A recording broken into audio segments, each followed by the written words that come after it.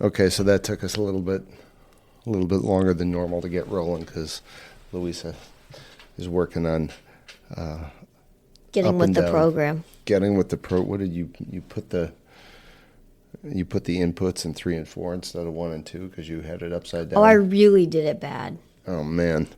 Oh, I thought it was I just reversed you and I. 1 and 2, 2 and 1. Oh, nice work. Good job, Lisa. So, just so everybody knows, I tripped across the wonders of Notebook LM, and I'm introducing Louisa to it for this version. So we're going to try something a little different today. We've used Notebook LM to create the notes for our podcast. We haven't even... This is the first time we're doing it, so it's going to be a little choppy. Turn it down a little. Up, please. Up? Yeah. Is that better? Yeah, I think so. Oh, yeah, that's much better. Thank you. Okay. I grabbed a couple of things out of the dailies, and then the next one we're gonna do is on Wes Anderson's new movie. Either of us have only seen a preview of. Go ahead. Well, I was just going to say, could you elaborate a little bit on what is Notebook LM? Okay, so for those of you who don't know, I assume that everybody has because I always feel like I'm like last to the party.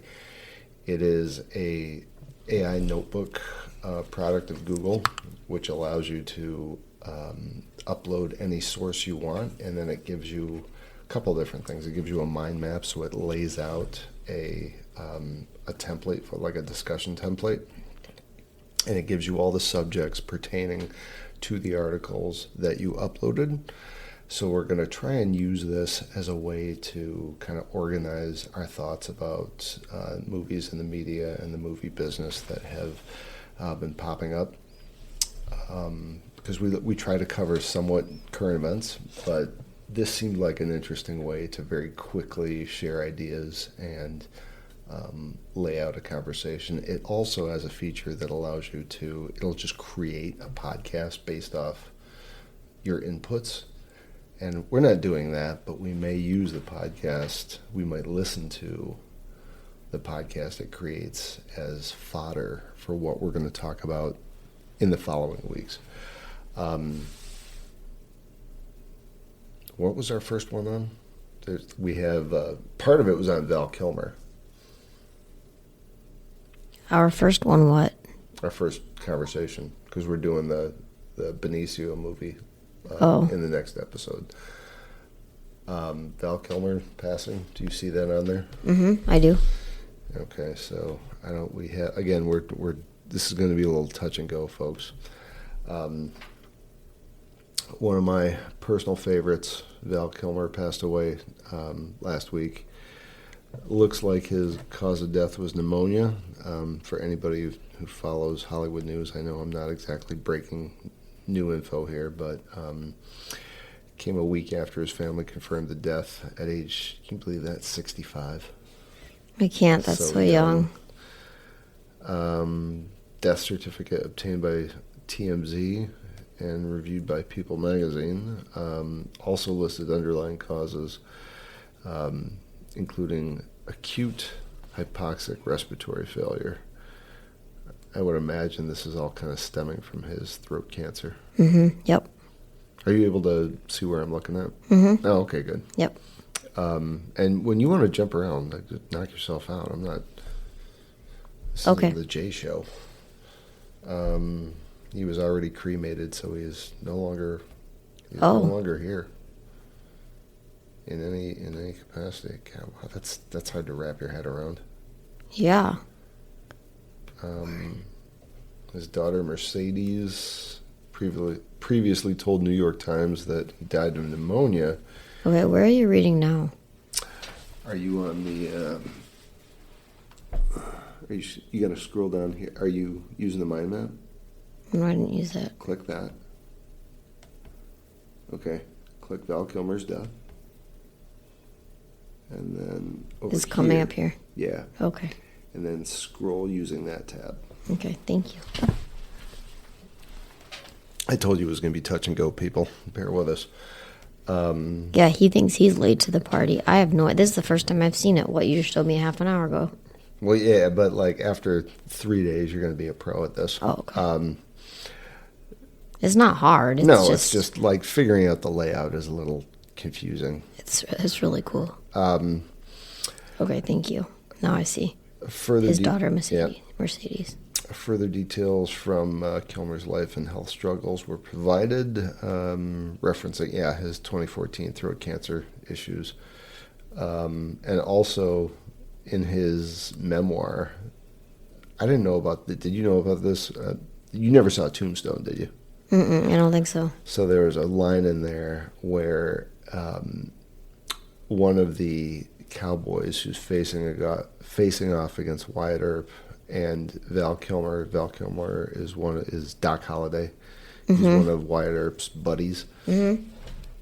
Doc Holliday in the movie is dying of tuberculosis, but he's a gambler and he's kind of a devil-may-care, just kind of like, I don't give a shit. I know I'm going to die, so I don't have a problem getting in a gunfight.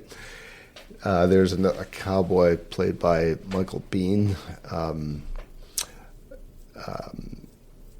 who he's always trying to stir shit up with the Earps, and Val Kilmer's character is always like, I'll fight you right now, but he kind of does it like a subdued, half drunk, almost stoned kind of way. And his classic line from that movie is, "I'm your huckleberry," and that's what he see. And this is what I heard this week that was.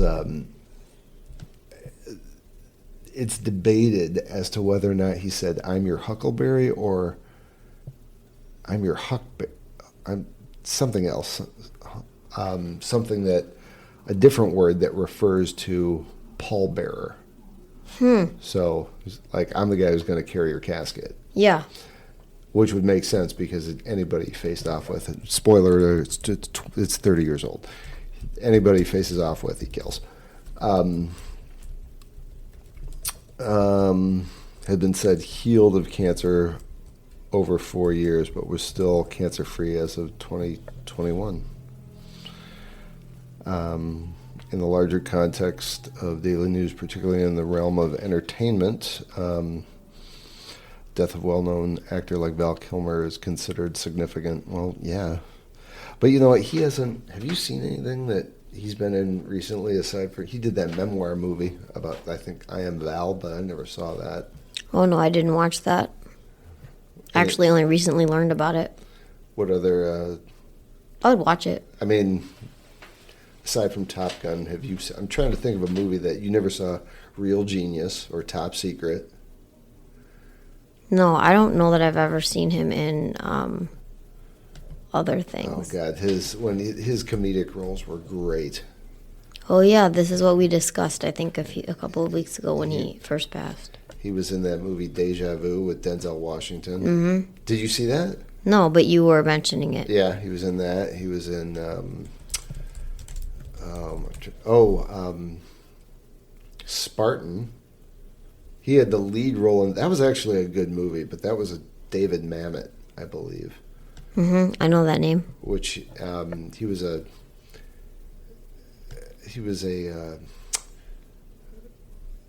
kind of like an ex-Green Beret or something. So the president's daughter is kidnapped, and he's like the one man who's sent after her to bring her back. Which seems like kind of an odd role for him, but really pretty engaged. Especially David Mamet. He's all, and forgive me, anyone out there who's going to explode at the fact if I'm quoting the. Actually, we do a quick IMDb search to see if that's who wrote that. It's called Spartan. Okay. With Val Kilmer. What else? Did you ever see the Doors movie? I did. He was really convincing as Jim Morrison. That was really amazing to me. I'm trying to think of any other that movies. He played that role. I want to see that. Oh, you never saw that either? No, because I'm not. You never saw Willow? Nope. Oh, wow. That'd be your kind of movie, too. Yeah? A little bit. Okay. I mean, it's a little bit of fantasy, but it's... I think that'd be something I think you could handle. So what am I looking for again, please? Spartan. Spartan. With Val Kilmer.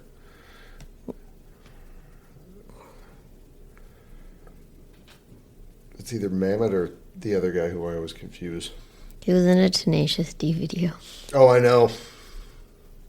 He was in a movie what was that movie he was in with Will Forte? Oh, Will Forte. How long ago was this movie we're looking for? Oh, early 2000s. Okay, so I'm so close. Okay, here we go. I got it. I was already at Val Kilmer's IMDb. You know you can just search by the movie. Yeah, but I was already in. Oh, all right. What did you want to know about it? Who wrote it? Yes, David Mamet. Yeah, nailed it.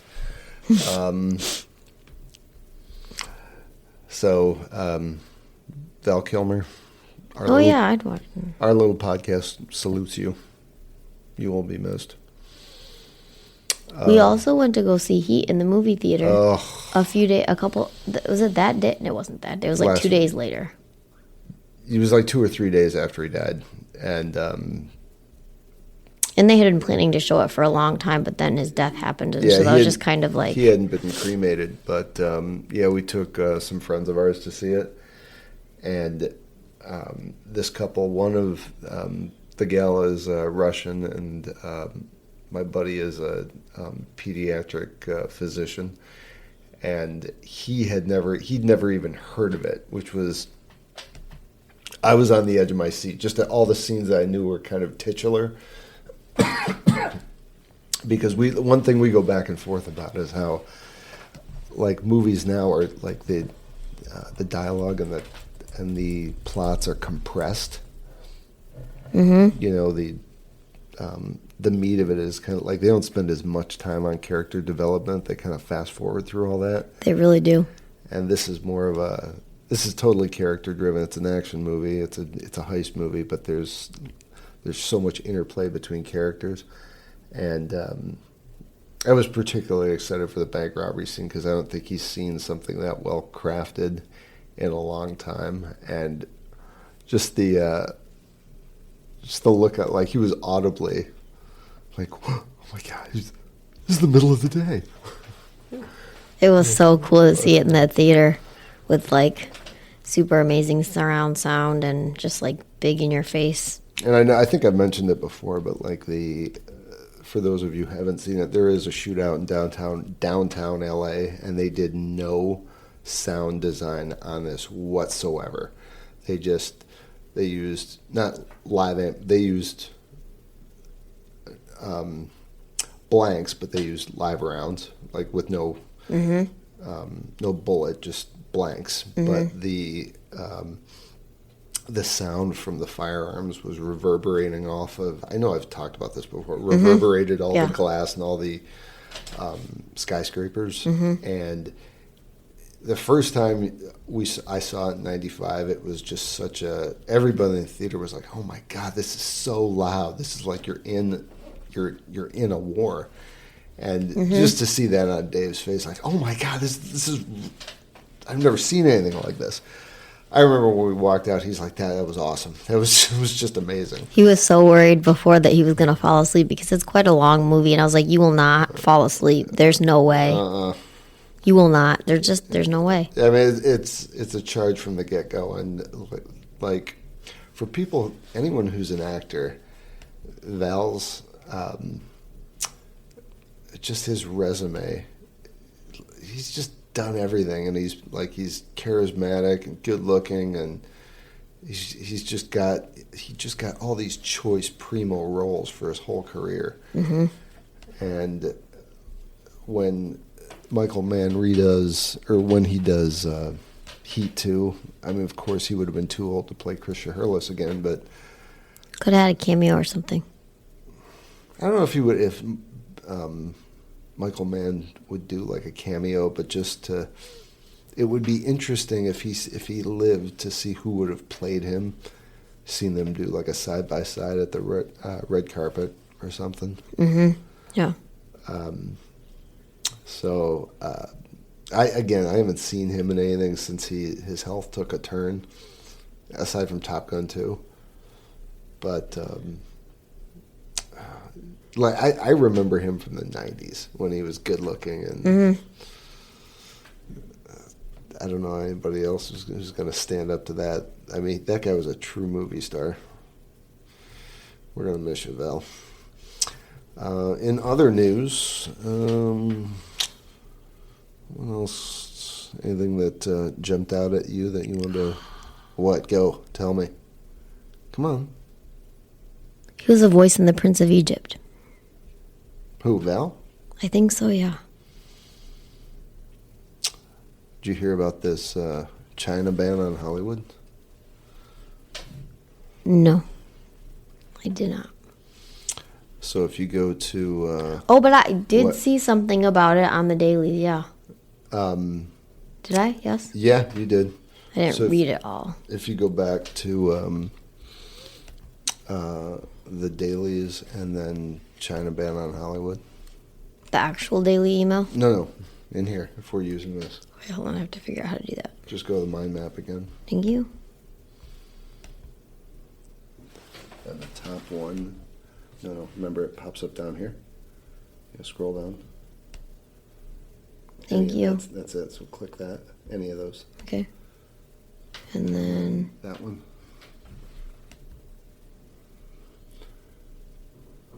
Okay, I see. See? I'm going to train her, Thank folks. you, yeah. She's going to get good at this. This is my first day, so I'm just learning. Okay, but yes, now... Okay, thank you. I'm just so fascinated by Val Kilmer's IMDb. It was this whole string of, like, clips from all his movies, and I was just... I forgot about how much stuff he was in. I was like, when I did The Doors and he did Heat, and then he did Top Secret, and that's about it. I'm like, no, he didn't. He did his... It just goes on incredible. Forever. And he was good looking, like, the whole time. Okay, so China. Knucklehead with the red hair in Washington, and not that this is going to get political, but like anything, whatever it is, when he gets his anybody monkeys with the economy irritates me, but that guy in particular. Sources indicate that possibly that there's a possibility of China imposing a ban on U.S. film imports. Which is a significant piece of Hollywood news because China consumes just a ton of U.S. movies. China is reportedly considering a ban as a retaliatory measure against tariffs imposed by former President Trump. This action could bring an end to Hollywood's previous exemption from trade disputes.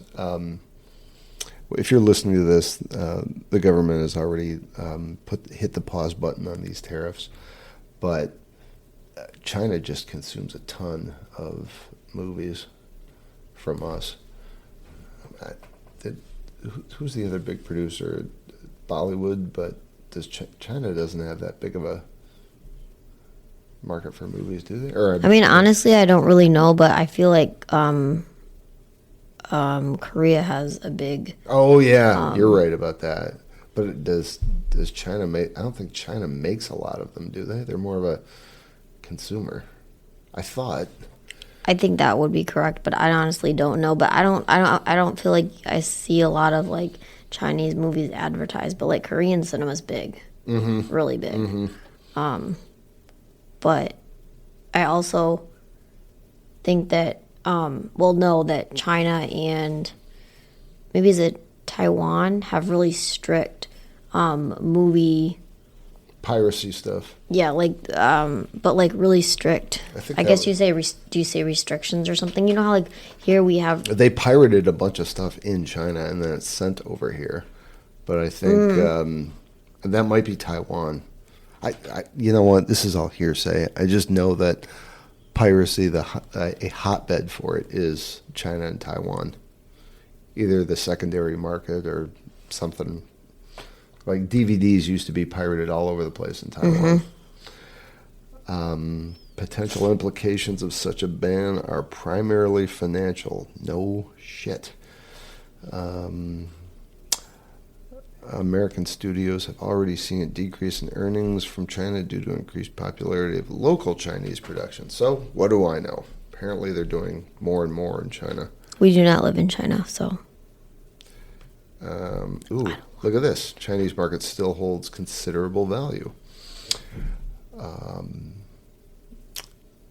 source mentions Warner Brothers and Legendary's Godzilla vs. King Kong generated $132 million in China last year alone. Furthermore, the film industry is highlighted as one of the few sectors where America maintains trade surplus with China, making it a strategic target for potential countermeasures by Beijing. So watch out, Warner Brothers and Paramount. If you wanted to unload your vitriol and anger at the president, here's perfect excuse to do so. What else haven't we looked at? Dire wolves. Have you heard about this? Oh yeah, that really throws me, the dire wolves thing. Let's see.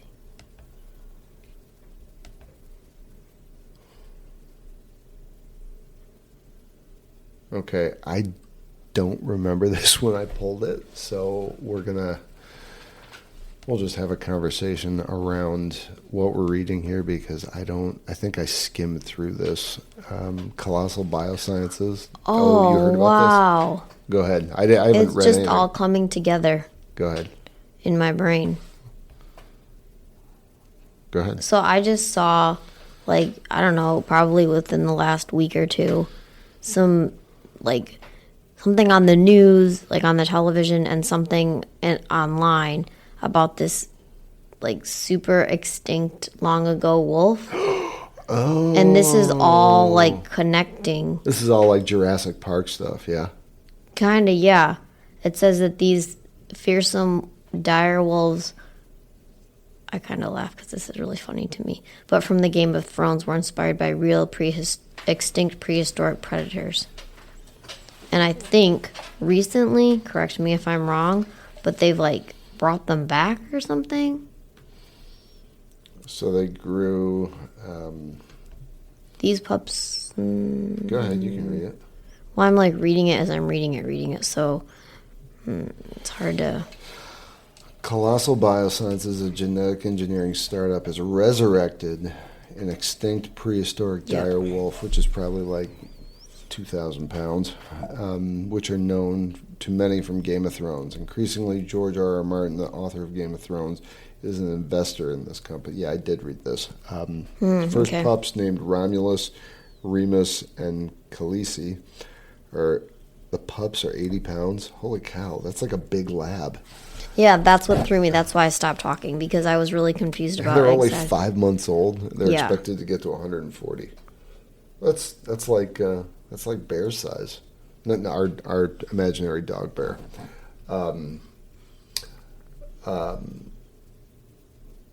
What is he? What is bear? Oh, see, I put Luis A big, on this furry, fluffy dog. one. No, but I know what you're asking, but I can't answer that right now. what is he? A Leonberger. Wow. Wow. Yep. Nope, I would have Yeah. never come up with That's that. what happens when you don't eat enough protein. Excuse me, someone bought me a raspberry Danish this morning. Well, there was no protein in it. I didn't buy You it. I had just salmon ate it. last night. Larger context of the daily news highlights provided by the dailies. Direwolf resurrection is not explicitly mentioned as a Hollywood development, despite the Game of Thrones connection. Well, so what? All right, so they're growing prehistoric dogs. It's just a matter of time before they start doing giant mosquitoes and Tyrannosaurus rexes and Oh, God I knows don't what want else. dinosaurs. Please, no. Other news: White Lotus, which I haven't seen, adapting an equal pay system to its cast. Did you hear about this? No. So regardless of who the cast member is, they're all getting paid the same. So even people who get top billing, they're all getting like $45,000, which is, No, so you mean people under top billing are also getting... yeah, everybody. Which is kind of unusual, because what I read during the week is that this is kind of coming into in vogue. It's becoming in vogue in Hollywood productions, just to pay everybody the same. So like one person makes like $11 million and the other people make like $500,000. Mm-hmm. Actually, Now, go ahead. No, Yeah. no, go ahead. No, go ahead.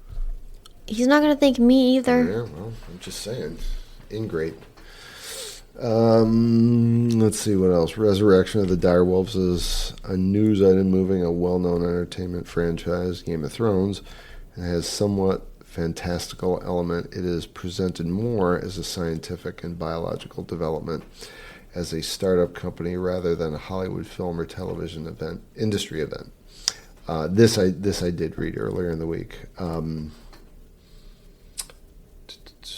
And basically, the rest of this article goes on to say, you remember in Jurassic Park when they said scientists were spending so much time trying to figure out if they could resurrect these animals that have been dead for thousands of years. They never spent time to figure out whether or not they should. Yep.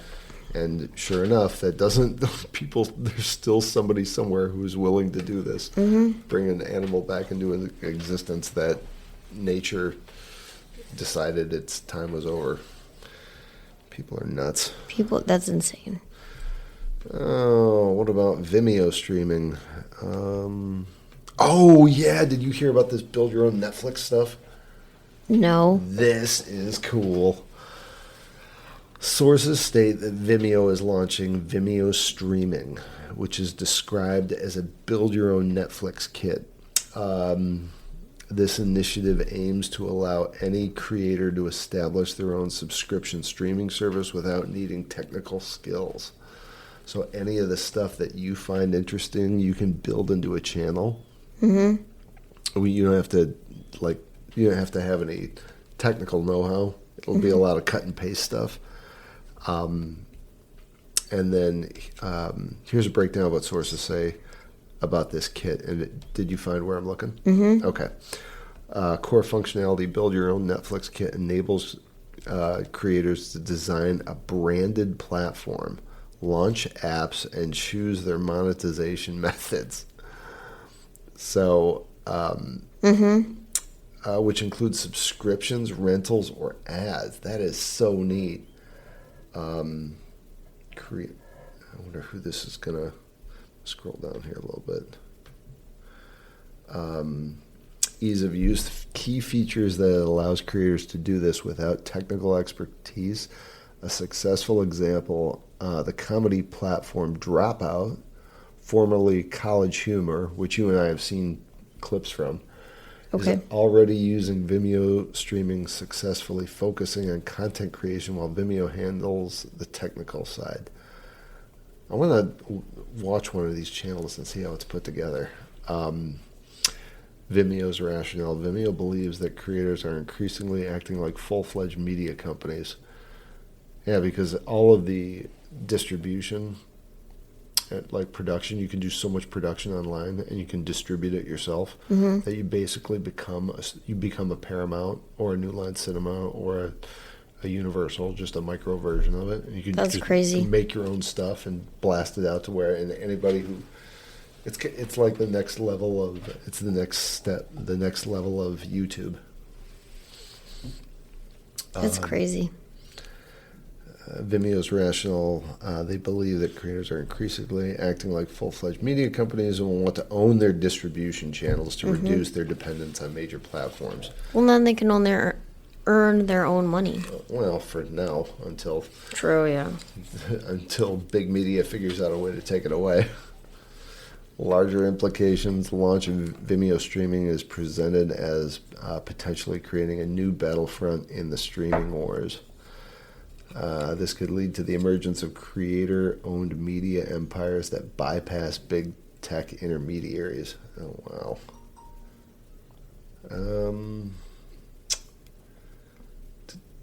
What haven't we... What else do I... I think you've touched on some things a couple of times. Sorry. Oh. Like repeated some things. I have? What? The China thing and the wolves thing. Well, you can... I mean, it's fine. It's not. I'm not saying it's not fine. It's just... Way to call me out in the middle of the recording. No problem. Happy to help. What else haven't we...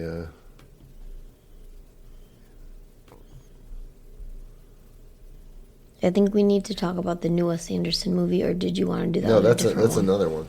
That's another one. Just want to see if there's any other Hollywood news that I want to touch base with. Want to talk about anything in TV? I didn't find anything that I really cared about. Like, I swear to God, it's like TV is becoming more and more irrelevant.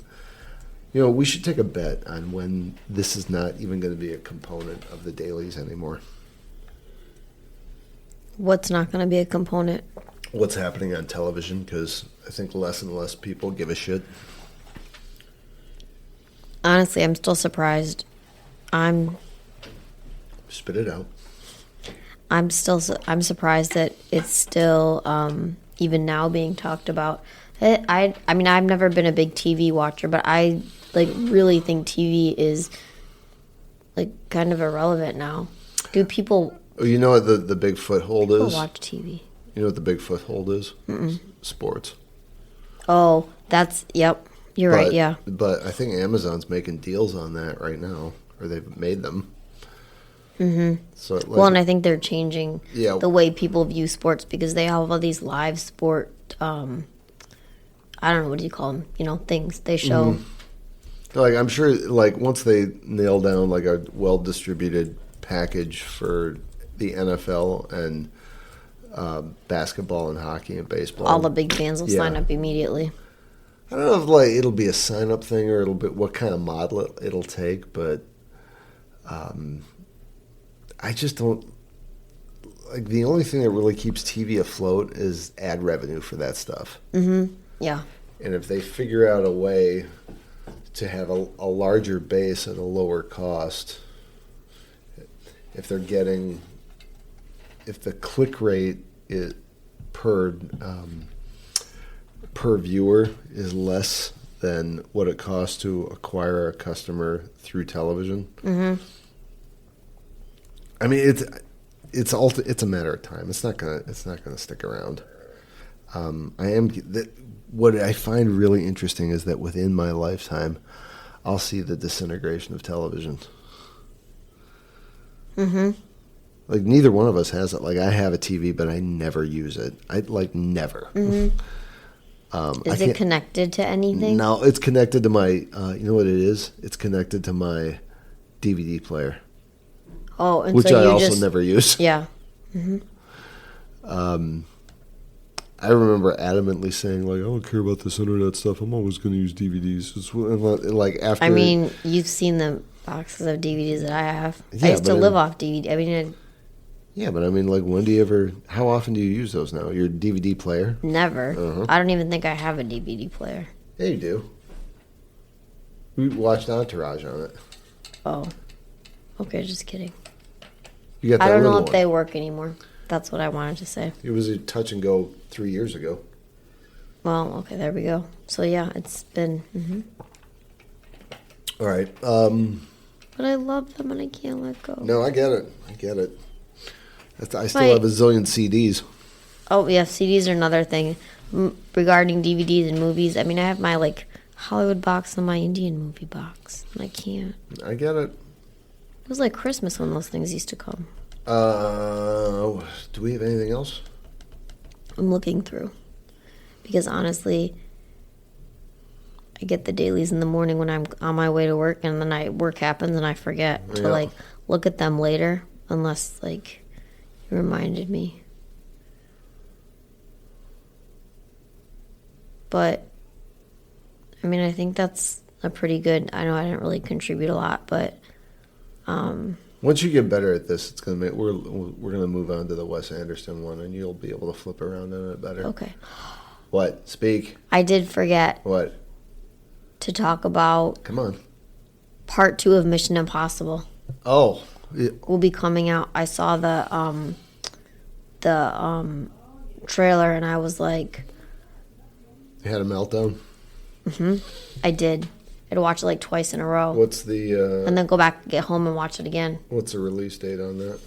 I love all this base. You say you're so excited, but you don't know the key info. Well, one of my movies is coming out May 23rd, and one is coming out at a different time, and I can't remember. One is one week, and one is the other week. Mission Impossible, I think, is coming out May 23rd. Don't quote me. Mm-hmm. You know, you have the internet at your disposal. You can find that out real quick. I'm just looking at the trailer thing. All right. The Speaking of, I am curious because the conversation is that he's giving up the at some point he's passing on the role of Ethan Hunt to somebody, but I don't know if that's after this movie or like down the line a bit. Do you remember who? Because we read something about that somewhere. He was giving up Ethan Hunt to somebody. I know we talked about this like 6 months ago. I do not remember that. He's giving it up to somebody? Well, he's passing it on to at some point because he's 60, for God's sake. This is very true. I sort of think I blocked it out. I do that with a lot of things.